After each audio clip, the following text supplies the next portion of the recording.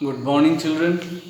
In our previous class, we had learned a chapter. Now, today, we are going to learn a poem, and the topic is palm tree.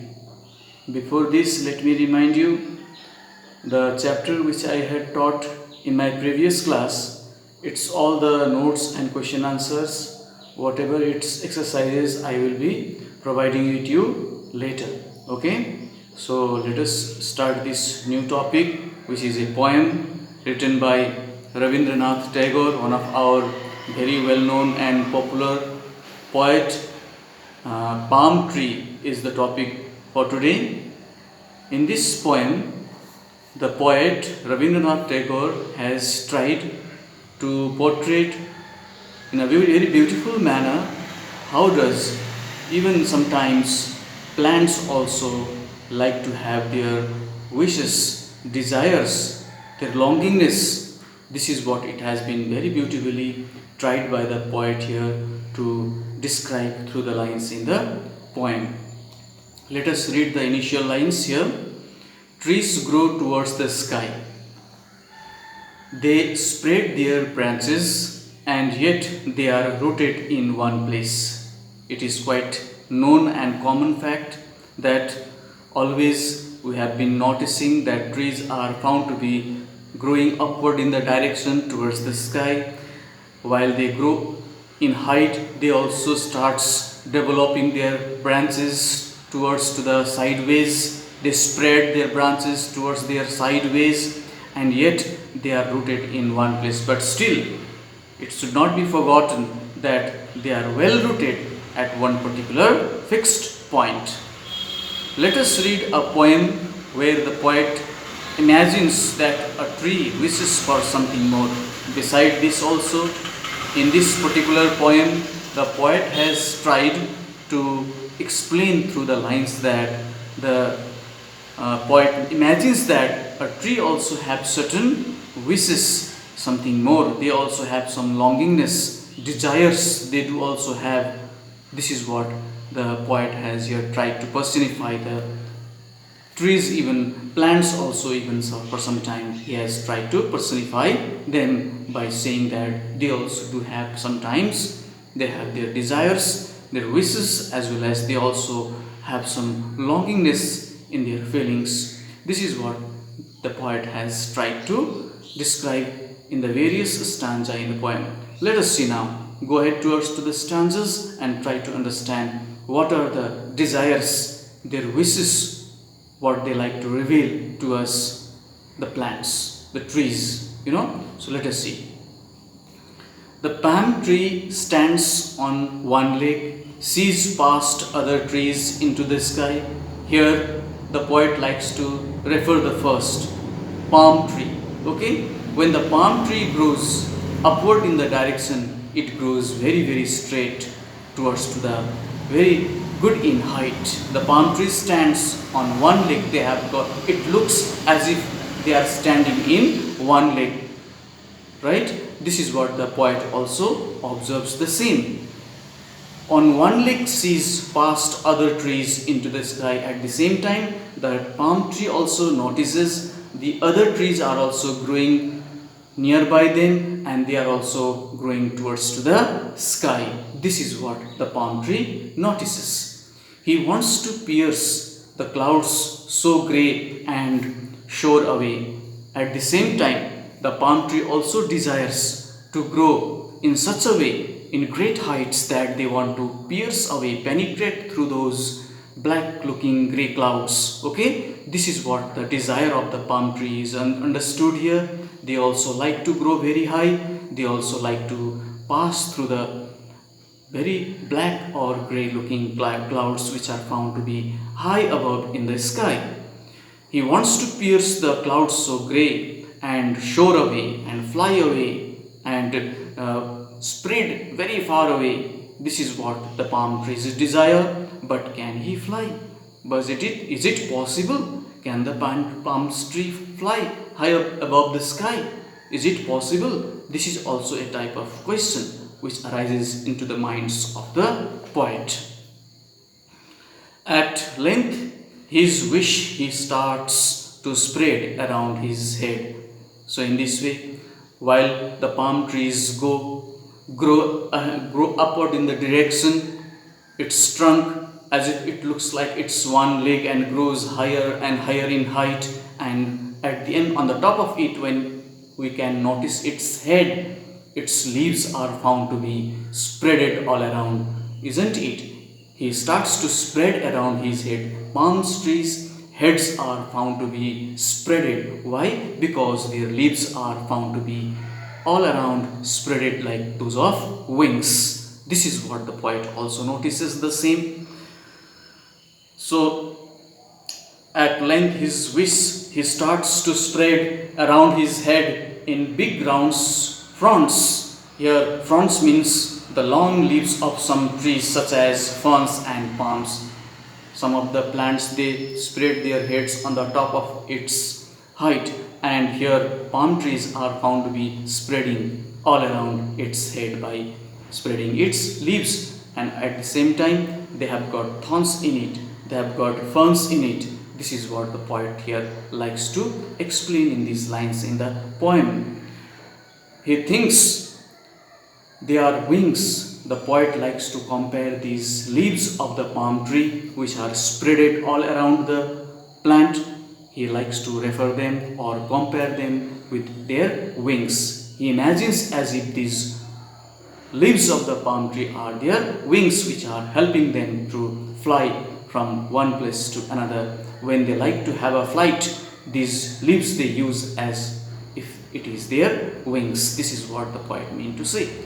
To let him roam away from home. This is what, with the help of these leaves which are the wings, which is compared here, with these wings the palm trees are able to fly high above in the sky when the winds they blow. With the help of the blowing of the wind, they also are found to be flying high above into the skies, breaking all bonds, breaking all the relationships. Bonds here, the bonds between the soil and the palm trees are so strong that nothing can apart them. But at the same time, here the poet also like to describe that the palm trees have grown wings on them. Now they do not, at the time when the winds are blowing, they do not remember, even though they have certain bonds with them, and that's what it makes them to feel that they also like to fly high above in the sky, because the blowing of the winds are here very much giving them so much delight that they also like to have a flight in the air. This is what we understand here in these two various verses in the poem, children. The livelong day the branches quiver, sigh and shiver throughout the day. When the winds blow, the various branches of the leaves of the tree, they start shaking, they start shivering. The branches shiver, the leaves shiver, they produce various kind of sounds, sigh and shiver. He thinks he flies, and at the same time the plant realizes that it is able to fly. He thinks he flies in his own mind, skirting the stars, reaching up to the various edges, up to the places where the stars are found to be twinkling. Up to that much of the height they are able to fly. This is what the plants imagine. This is what the palm tree feel and realize and imagine, that they are able to fly high above into the sky with the help of its leaves compared with wings. They are able to fly, even reach up to the edges where the stars are found. In his own mind, skirting the stars, racing far. In his own minds mean with their own imaginations, they are able to reach up to the places where the stars are found to be twinkling, and they are racing far away ahead up to the sky, into the height, across the skies, reaching across to the various places into the skies. This is a kind of feeling, a longingness, a kind of desire, a kind of wish which is understood here, children, which is made by the palm tree especially here. The poet likes to refer the same for all of the other trees too, but here especially he is trying to refer to whom? He is trying to refer to the palm tree, the desire of a palm tree, the wish of a palm tree, which is clearly understood through these lines in the poem, that what do they like to do when there is certain windy days are found. They also like to have a good flight. They want to reach high above in the sky, even penetrating those black grey looking clouds reaching up to the edge, to the places where the stars are twinkling, they also have their such a certain type of wish and desires which the poet has understood and has written in these lines here in the poem, which we are also able to follow it, children. But when the wind is still at last and the leaves hushed back homeward then, but finally and ultimately, the winds do not keep on blowing throughout the day, throughout the time in the same manner. When the time it reaches, finally and ultimately, when the winds stop blowing, they stop blowing from one part to the another. At that time, the palm tree once again realizes that, and the leaves hushed. But when the winds is still, when the winds are now not found to be blowing in motion, they are motionless, and the leaves hushed back homewards. Then finally and ultimately, how do the leaves of the palm trees behave then? They also now hush and like to come towards to their homeland, their homeward place. And that means they also realize that now they are not able to fly further ahead because there is no movement of the winds now. Winds are quite still, and now they cannot move their branches, they cannot move their leaves, and how do they can fly? And that is what it make them to realize that now they have to remain at their own home place, that is homeward place, where they have to be and remain silent. This is what they feel and realize. He turns his thoughts, and Mother Earth that gave him birth he loves again in this way.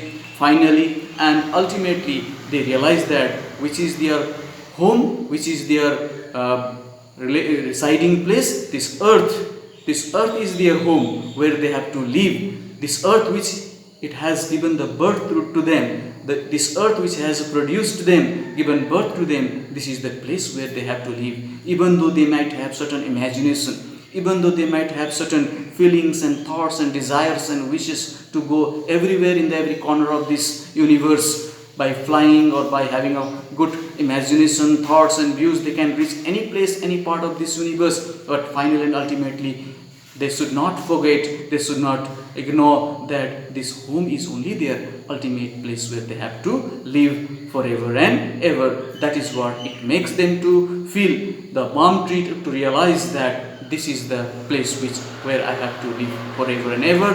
That is what it is very clearly and very in details it is explained by the poet, very beautifully it is explained by the poet, that how do certain plants, do they have certain imaginations, but still they should not forget that this earth, Mother Earth, is only the place and permanent home where they have to live ever and forever. This is what we understand here in this poem, children, written by Rabindranath Tagore so beautifully. I hope you might have all understood the poem well. If it is so, it is very nice. You can note down the poems in your notebook 2.